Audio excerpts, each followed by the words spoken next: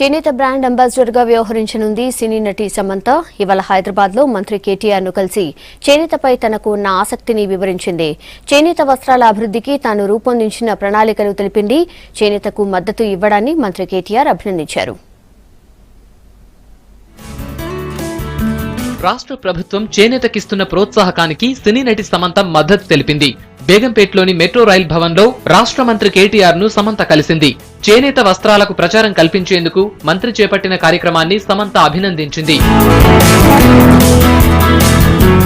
వ్యక్తిగతంగా తనకు చేనేత వస్త్రాలంటే చాలా ఇష్టమని చెప్పింది సమంత.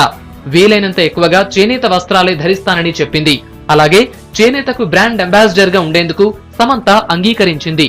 చేనేత వస్త్రాల వినియోగం పెంచేలా తాను చేయాలనుకుంటున్న కార్యక్రమాలను అధికారులకు వివరించింది.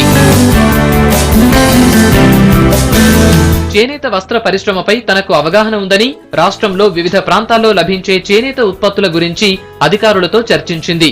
ముఖ్యంగా ఇక్కత్, పోచంపల్లి చేనేతలకు మరింత విలువ పెంచేందుకు తన ప్లానింగ్ ను అధికారులకు వివరించింది.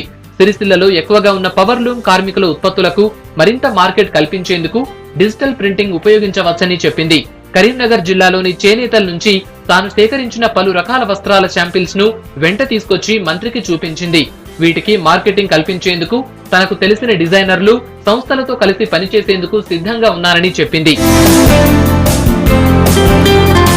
టెస్కో అధికారులు తీసుకొచ్చిన పోచంపల్లి చీర, శాలువాను మంత్రి కేటీఆర్ సమంతకు అందించారు.